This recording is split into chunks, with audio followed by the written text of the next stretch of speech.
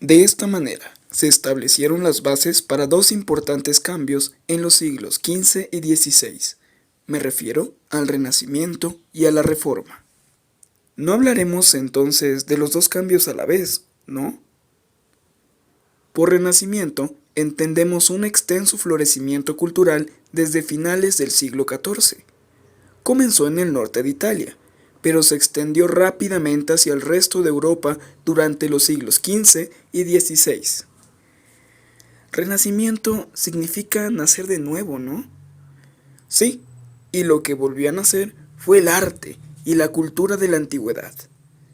También solemos hablar del humanismo renacentista, porque se volvió a colocar el hombre en el centro tras esa larga Edad Media que todo lo había visto con una perspectiva divina.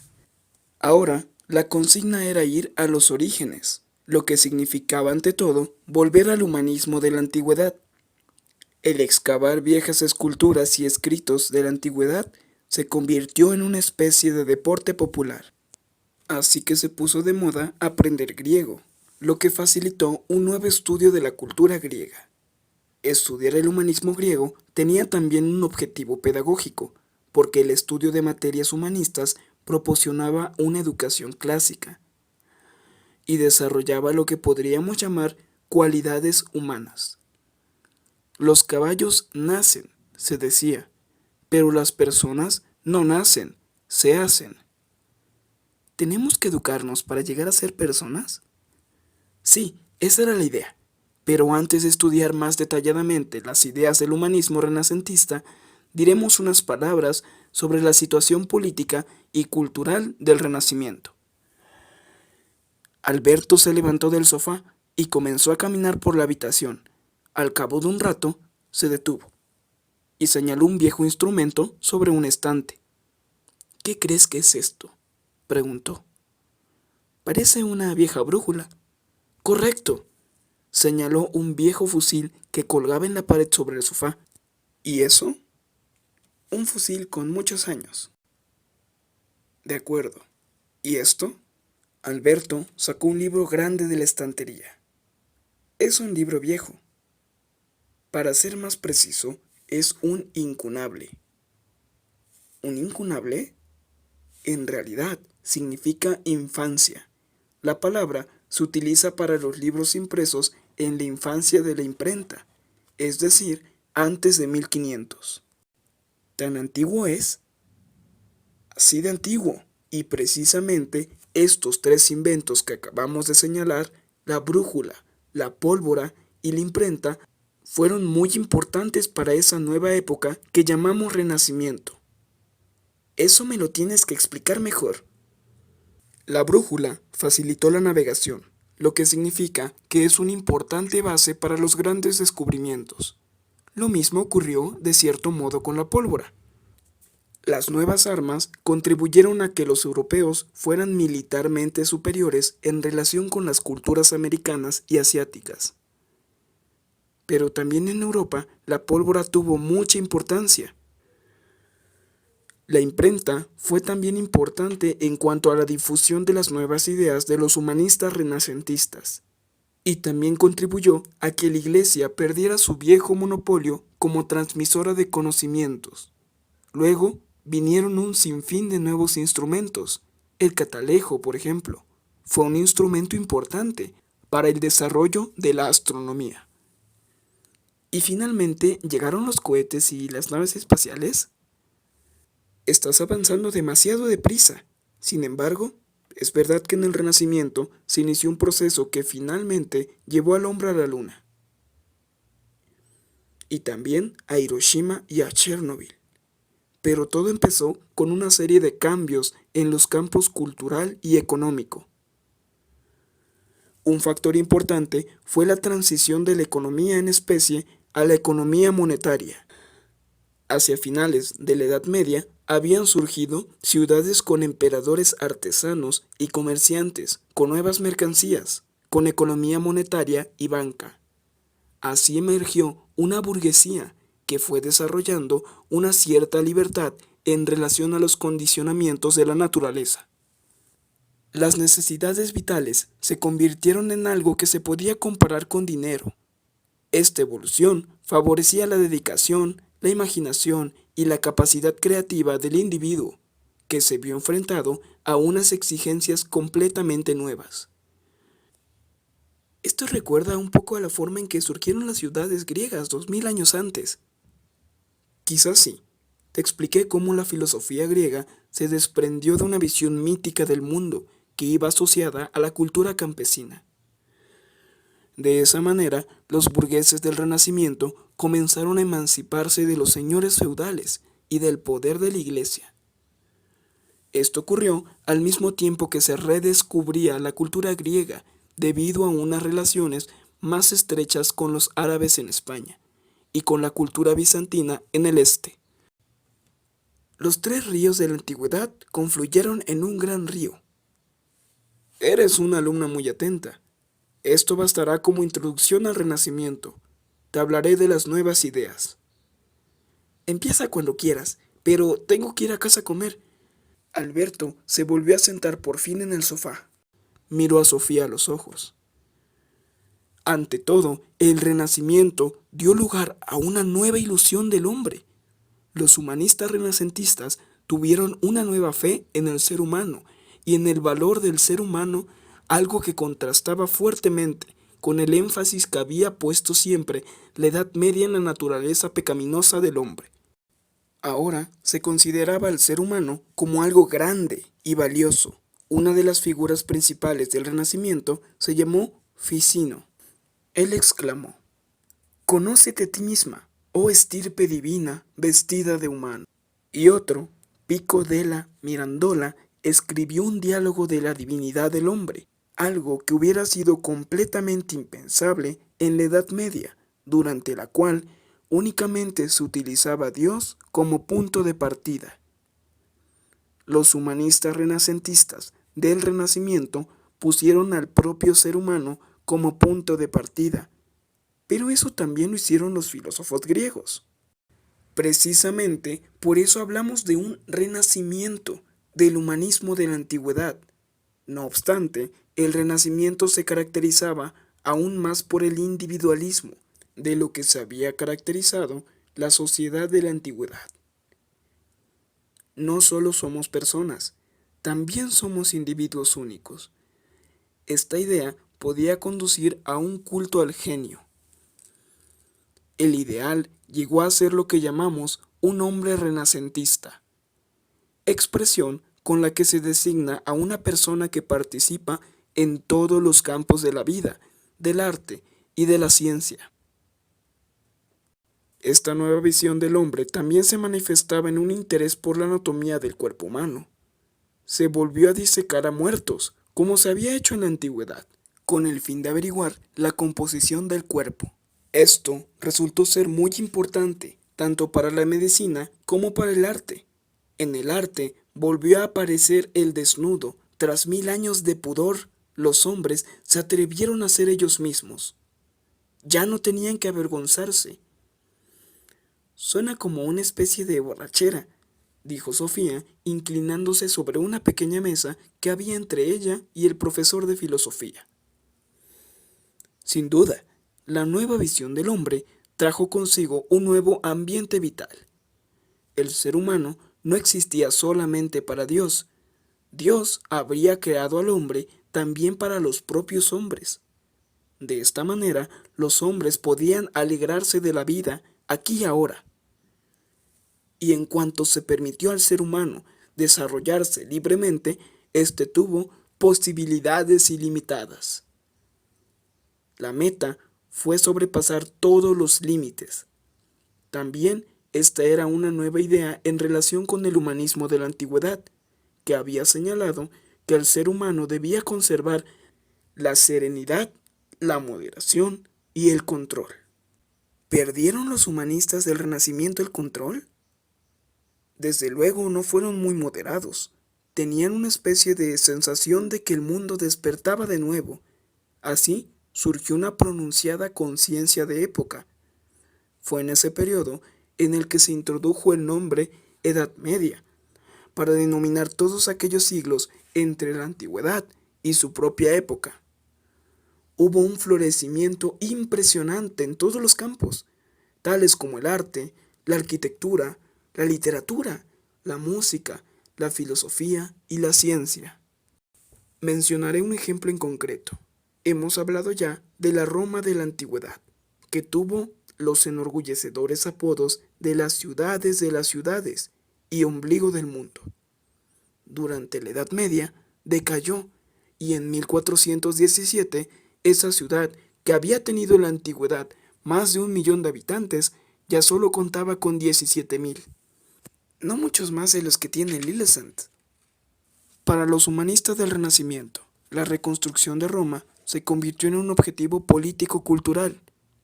La obra más importante que se emprendió fue la edificación de la iglesia de San Pedro sobre la tumba del apóstol San Pedro. En lo que se refiere a esta iglesia, difícilmente se puede hablar de moderación o control. Algunos de los principales personajes del Renacimiento participaron de alguna manera en ese enorme proyecto de construcción. Desde 1506 y durante 120 años se llevaron a cabo las obras de la iglesia y aún tuvieron que pasar 50 años más hasta que la gran plaza de San Pedro estuvo acabada. Tiene que ser una iglesia enorme. De largo mide más de 200 metros y de alto 130 y tiene una superficie de más de 16.000 metros cuadrados. Pero ya hemos dicho suficiente de la osadía de los renacentistas. También tuvo mucha importancia el hecho de que el Renacimiento trajera consigo un nuevo concepto de la naturaleza. El hombre se sentía bien con su existencia, dejó de considerar la vida en la tierra como una mera preparación para la vida en el cielo. Y eso creó una nueva actitud ante el mundo físico. La naturaleza fue considerada como algo positivo. Muchos pensaban que Dios estaba presente en la creación. Es infinito y por tanto también debe estar en todas partes. Tal interpretación se llama panteísmo. Los filósofos medievales habían subrayado ese enorme abismo que existe entre Dios y su creación. Ahora se decía que la naturaleza era divina, o más aún, que era una prolongación de Dios. Ideas nuevas como estas no fueron siempre bien recibidas por la Iglesia. De esto tenemos un ejemplo dramático en lo que sucedió a Gordiano Bruno. No solo declaró que Dios estaba presente en la naturaleza, sino que también dijo que el espacio era infinito. Y por ello le castigaron muy severamente. ¿Cómo? Fue quemado en la Plaza de las Flores de Roma en el año 1600. ¡Qué malos y qué tontos! ¿Eso se llama humanismo? Durante el Renacimiento también floreció lo que podemos llamar el antihumanismo, y con eso quiero decir un poder eclesiástico y estatal autoritarios. Durante esta época abundaron también los procesos contra las brujas y la quema de herejes, la magia y la superstición, las sangrientas guerras de religión y, cómo no, también la brutal conquista de América. No obstante, el humanismo siempre ha tenido un fondo oscuro. Ninguna época es del todo buena o del todo mala. El bien y el mal constituyen dos hilos que atraviesan la historia de la humanidad y a menudo se entrelazan. Esto nos lleva al siguiente tema clave, que tiene que ver con el nuevo método científico, que trajo también consigo el Renacimiento. ¿Fue entonces cuando se construyeron las primeras fábricas? Todavía no, pero el nuevo método científico fue una condición necesaria para toda la evolución técnica que tuvo lugar después del Renacimiento. Con un nuevo método, quiero decir una actitud totalmente nueva ante lo que es la ciencia. Los frutos materiales de este nuevo método llegaron luego, poco a poco. ¿En qué consistía ese nuevo método? Consistía ante todo en investigar la naturaleza con los propios sentidos. Y desde el siglo XIV había cada vez más voces que advertían contra la fe ciega en las viejas autoridades. Tales autoridades podían ser los dogmas de la Iglesia, así como la filosofía de la naturaleza de Aristóteles. También advertían del peligro de creer que los problemas pueden resolverse con una mera reflexión. Esa fe exagerada en la importancia de la razón había dominado durante toda la Edad Media. Ahora empezó a decirse que cualquier investigación de la naturaleza tenía que basarse en la observación, la experiencia y el experimento. Esto es lo que llamamos método empírico. ¿Qué significa eso? Eso significa simplemente que uno basa sus conocimientos de las cosas en su propia experiencia, es decir, ni en papeles polvorientos, ni en quimeras. También en la antigüedad se hacía una ciencia empírica. Aristóteles, por ejemplo, recogió muchas importantes observaciones sobre la naturaleza, pero los experimentos sistemáticos constituían una completa novedad. No tendrían aparatos técnicos como los de hoy. Naturalmente, no tenían ni calculadoras ni balanzas electrónicas, pero tenían las matemáticas y balanzas de otro tipo. Se ponía gran énfasis en la importancia de expresar las observaciones científicas en un lenguaje matemático exacto. Mide lo que se pueda medir. Lo que no se pueda medir, hazlo medible, dijo Galileo Galilei, que fue uno de los científicos más importantes del siglo XVII. También dijo que el libro de la naturaleza está escrito en un lenguaje matemático. Todos aquellos experimentos y mediciones abrieron el camino de los nuevos inventos. La fase primera fue un nuevo método científico que abrió el camino a la revolución técnica, y el progreso técnico abrió el camino a todos los inventos que llegaron después. Podríamos decir que los hombres habían empezado a independizarse de las condiciones de la naturaleza. La naturaleza no era solo algo de lo que el hombre formaba parte, sino de algo que podía utilizar y aprovechar. Saber es poder, dijo el filósofo inglés Francis Bacon, subrayando de este modo la utilidad práctica del saber. Esto era algo nuevo. Los seres humanos comenzaron a intervenir en la naturaleza y a dominarla, pero no solamente con fines positivos. No, por eso decíamos lo de los hilos buenos y los malos, que constantemente se entremezclaban en todo lo que hace el hombre. La apertura técnica que se inició en el Renacimiento derivó hacia telares mecánicos y desempleo, medicinas y nuevas enfermedades, una mayor eficacia en la agricultura y un empobrecimiento de la naturaleza. Electrodomésticos como lavadoras, frigoríficos, pero también contaminación y basuras. Teniendo en cuenta las grandes amenazas a las que se enfrentan hoy en día el medio ambiente, muchos consideraban el progreso técnico como un peligroso desvío de las condiciones de la naturaleza. Se dice que los hombres hemos puesto en marcha un proceso que ya no somos capaces de controlar. Otras almas más optimistas opinan que todavía vivimos en la infancia de la tecnología, que es cierto que la civilización tecnológica ha tenido enfermedades infantiles, pero que poco a poco los hombres aprenderán a dominar la naturaleza sin al mismo tiempo amenazarla de muerte. ¿Qué crees tú personalmente? Que quizás los dos puntos de vista tengan algo de razón. En algunas cosas, los hombres deben dejar de intervenir en la naturaleza. En otras, lo podemos hacer con ventaja. De lo que no cabe ninguna duda es de que no hay ningún camino que retorne a la Edad Media. Desde el Renacimiento, el hombre ya no es solo una parte de la creación, sino que ha comenzado a intervenir directamente en la naturaleza y a formarla a su imagen y semejanza. Esto te dice algo sobre la maravillosa criatura que es el ser humano. Ya hemos estado en la Luna. En la Edad Media nadie podía imaginar que eso fuera posible, ¿verdad? No, de eso puedes estar completamente segura. Y esto nos lleva a otro tema, la nueva visión del mundo. Durante toda la Edad Media, los hombres habían caminado bajo el cielo, mirando hacia arriba, al sol y a la luna, a las estrellas y a los planetas, pero nadie había dudado de que la Tierra fuera el centro del universo. Ninguna observación había dado lugar a que se dudase de que la Tierra estaba quieta y que fuesen los cuerpos celestes los que daban vueltas alrededor de ella. A esto lo llamamos visión geocéntrica del mundo, es decir, que todo gira alrededor de la Tierra.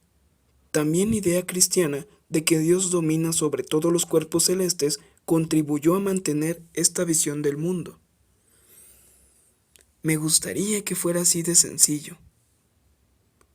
Pero en 1543 salió un librito que se llamaba Sobre las revoluciones de los orbes celestes, escrito por el astrónomo polaco Copérnico, que murió el mismo día que salió el libro.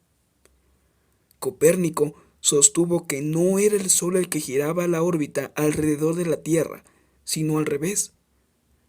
Opinaba que esto era posible basándonos en las observaciones de que se disponía sobre los astros. El que los hombres hubieran pensado que el Sol se movía en una órbita alrededor de la Tierra se debía simplemente a que la Tierra gira alrededor de su propio eje, decía. Señaló que todas las observaciones de los astros eran mucho más fáciles de comprender si se suponía que tanto la Tierra como los demás planetas se movían en órbitas circulares alrededor del Sol. Es lo que llamamos visión heliocéntrica del mundo, es decir, que todo gira alrededor del Sol. ¿Y esa era una visión correcta del mundo? No del todo. Su punto principal es decir que la Tierra se mueve en una órbita alrededor del Sol. Es evidentemente correcto.